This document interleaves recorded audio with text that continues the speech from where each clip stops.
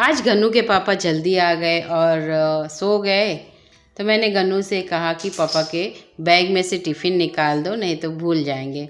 तो गया गन्नू टिफ़िन निकालने, तो उसने देखा कि बोला मम्मी ये देखो क्या लाए पापा। तो मैंने कहा क्या लाए हैं, तो देखा तो आम कटा कर लाए थे। तो मैंने कहा अरे वाह, आम का अचार तो ये साल नहीं बनाने वाले थे, पर ला दिए हैं तो ज़रूर बनाएंगे।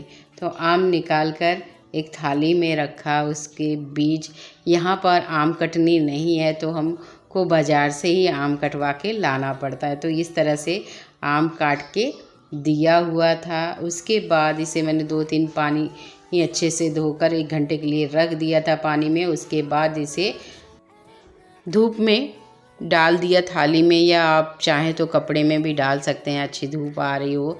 तो हमारे यहाँ हल्की हल्की बदरी थी यही, तो जिसकी वजह से मैंने थाली में रखा, जिससे कि आसानी से मैं इसे हटा सकूं। नहीं धूप है तो आप पंखे के नीचे भी डालकर 2 घंटे के लिए सुखा लें। और उसके बाद इसे भरनी में इस तरीके से, अगर आपके पास कांच की भरनी है तो ठीक है, नहीं तो प्लास्टिक के डब्बे में ही बना सकते हैं। तो यहाँ मैंने प्लास्टिक का ही डब्बा लिया हुआ है और उसे 2-3 पानी अच्छे से क्लीन करके सुखा लिया हुआ है। बिल्कुल भी डब्बे में पानी नहीं लगा होना चाहिए।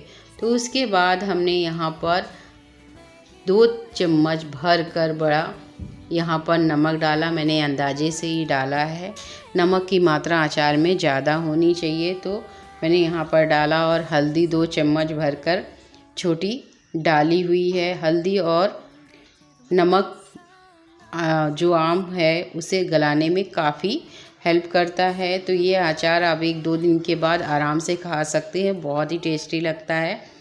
तो मैंने यहाँ पर इसे इस तरीके से हल्दी और नमक लगाकर रख दिया था 2 दिन के लिए। और ये देखिए यहाँ पर मैं आपको दिखा रही हूँ कि इसमें पानी कितना छूटा है। उसके बाद हमें इसे इस तरीके से फिर से, आप चाहें तो डायरेक्ट कपड़े पर भी फैला सकती हैं। हमारे यहाँ पर धूप की थोड़ी सी आगे जल्दी नहीं आती, तो मैं थाली में डाल रही हूँ, जिससे आसानी से मैं यहाँ से वहाँ कर सकूँ। तो थाली में इस तरीके से मैंने आम, जो भी 2 किलो आम था, उसे फैला लिया हुआ है। तो ये आम जैसे गांव में होता है कि पेड़ से तोड़कर फिर घर में कटनी होती है, काट लेते हैं। यहाँ पर ऐसी सुविधा नहीं होती है, तो रेडीमेड बाज़ार में जाकर कटवा के लेकर आते हैं। तो इस तरीके से इसमें जालियाँ पड़ गई हैं, और ये काफ़ी लाइफ टाइम, अगर इस तरीके से आप बनाते हो अचार, तो काफ़ी टाइम तक आपका अचार बिल्कुल भी ख़राब नहीं होगा, सालों साल चलेगा। तो बहुत ही आसान सा लेकिन दादी नानियों वाला ये तरीका है। तो बिल्कुल वीडियो स्किप मत कीजिए। आप लोगों से एक छोटी सी रिक्वेस्ट है, अगर रेसिपी मेरी थोड़ी सी भी यूज़फुल लगे तो वीडियो को लाइक, सब्सक्राइब, शेयर ज़रूर कीजिए। फेसबुक पर अभी तक मुझसे नहीं जुड़े हैं तो जल्दी से जुड़ जाइए। जो इसमें पानी था उसे हमने निकाल दिया है, धूप में इस तरीके से डाल दिया है। हम कुछ मसाले यहाँ पर तैयार कर लेंगे। आधा चम्मच मेथी, लाल मिर्च कम ज़्यादा आप अपने टेस्ट के अनुसार कर सकते हैं। सौंफ 2 चम्मच बड़ी, कलौंजी 1 बड़ी चम्मच, जीरा, यहाँ पर राई 2 चम्मच और राई दाल 2 चम्मच, और उसी के साथ धनिया यहाँ पर हमें ज़्यादा मात्रा में चाहिए, तो हमने 1.5 कटोरी धनिया ली है। अब सारे मसालों को हमें कढ़ाई में डाल देना है। तो ध्यान रहे, अगर हो सके तो आप जो राई की दाल है उसे बाद में डालें तो काफ़ी अच्छा होगा। तो यहाँ पर हमने एक ही साथ सारे मसालों को भूनने के लिए कढ़ाई में डालकर अच्छे से 2 मिनट के लिए धीमी आंच पर हम इसे भून लेंगे। आप चाहें तो इसे धूप में भी सुखा सकते हैं। तो यहाँ पर मैंने हल्का सा भून लिया है। इस तरीके से आसानी से जो धनिया है सूखी वो टूट रही है, इसका मतलब हमारा मसाला हो गया। या हल्की हल्की सुगंध आने लगती है तो इसे निकाल कर ठंडा होने के लिए रख देंगे। जिस कढ़ाई में हमने मसाले भुने थे उसी कढ़ाई में हम आधा लीटर तेल लेंगे। हमने 2 किलो आम लिया है, उसी हिसाब से हमने यहाँ पर मसाले और तेल लिए हैं। तो यहाँ पर जो मसाला है ठंडा हो गया है। अब हम इसे एक मिक्सर जार में इस तरीके से डालकर इसे दरदरा ग्राइंड करेंगे। हमें फाइन पाउडर नहीं चाहिए आटे जैसा, इसे हमें दरदरा ही ग्राइंड करना है। तो ये देखिए हमने मसाले को ग्राइंड कर लिया हुआ है और आपको दिखा रही हूँ कि देखिए किस तरीके का स्ट्रक्चर हमें मसालों का चाहिए। तो हम एक ही बर्तन में इसे ट्रांसफ़र कर लेंगे और इसी के साथ हम यहाँ पर थोड़े से लहसुन के बिना अचार तो अधूरा होता है। आपके यहाँ जैसे बनता है वो प्लीज़ कमेंट करें।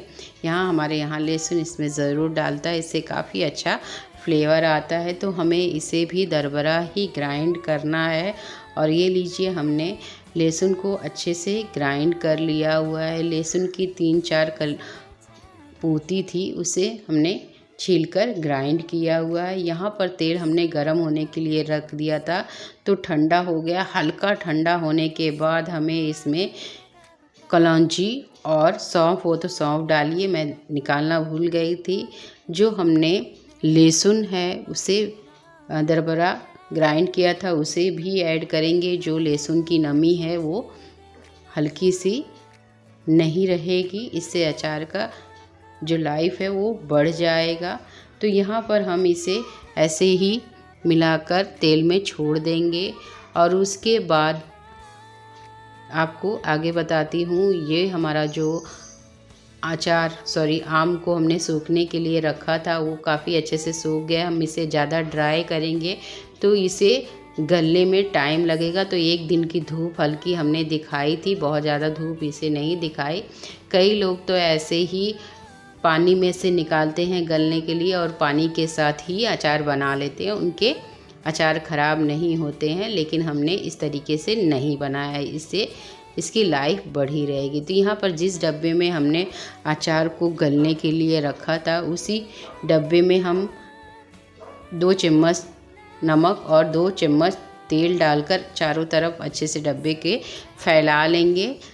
ध्यान रहे कि हमारा जो डिब्बा है या भरनी है वो बिल्कुल भी पानी ना लगा रहे, साफ़ सुथरा रहे और उसके साइड में कर देंगे। अब जिस कढ़ाई में हमने तेल, यहाँ पर आधा लीटर मैंने तेल लिया है। अगर आपको अचार की लाइफ ज़्यादा टाइम तक रखनी है तो आगे बताऊंगी कि क्या करना चाहिए, कौन सी सावधानियां रखनी चाहिए। तो हमने जो आम को सुखा कर लिया था, अब कढ़ाई में सारे आमों को डाल देंगे इस तरीके से और उसके बाद तेल से अच्छे से मिला लेंगे। तो कई जगहों पर ऐसा होता है कि अगर आम का अचार तुरंत नहीं बनाना है तो इस तरीके से नमक, तेल और हल्दी लगाकर भी रख देते हैं, इससे भी अचार ख़राब नहीं होता है। तो हम तो यहाँ तुरंत ही बनाने वाले हैं। तो तेल अच्छे से आम में लग गया है। यहाँ पर नमक फिर से हमने ऐड किया हुआ है। उसके साथ ही 1 बड़ा चम्मच यहाँ पर हल्दी का इस्तेमाल करेंगे। हल्दी अचार में ज़्यादा लगता है, थोड़ा सा इसका कलर अच्छा आता है। तो यहाँ पर हमने हल्दी और जो मसाले हमने ग्राइंड किए थे उसे यहाँ पर ऐड करेंगे और अच्छे से मसालों को, तेल को और आम को कोट कर देंगे। तो यहाँ पर आराम से चलाएंगे। यहाँ पर कढ़ाई में मैंने तेल गरम किया था तो उसी में ही अचार को बना लिया। 2 ही किलो आम था तो ज़्यादा नहीं था, तो इसीलिए कढ़ाई में, नहीं तो आप बड़े बर्तन में भी आम का अचार बना सकते हैं। तो यहाँ पर सिर्फ 2 किलो आम का ही मैं अचार बना रही हूँ। फिर से मैंने नमक यहाँ पर ऐड किया है। नमक की मात्रा आप अगर अचार खाते हैं तो ज़रूर जानते हो कि मात्रा ज़्यादा होती है, जिससे कि अचार की लाइफ ज़्यादा बढ़ जाती है। तो ये देखिए एकदम ट्रेडिशनल तरीके से हमने आम का अचार यहाँ पर बनाया हुआ है। ना इसमें हमने लाल मिर्च का पाउडर डाला है, ना ही कोई कलर डाला है। इस तरीके से हमें आम का अचार बना लेना है। जिस भरनी में हमने नमक और तेल लगाया था उसे में इसको भर देना है इस तरीके से और ढक्कन लगाकर इसे 1-2 दिन की धूप लगा देनी है। तो ये देखिए हमारा अचार बनकर तैयार हो गया। आपको मेरी ये रेसिपी कैसी लगी प्लीज़ कमेंट करें। आम के अचार की लाइफ बढ़ानी रहे और ख़राब ना हो सालों साल, तो ध्यान रखें इस पे नमक की मात्रा और सिरका ज़रूर डालें। फिर मिलते हैं एक नई रेसिपी में।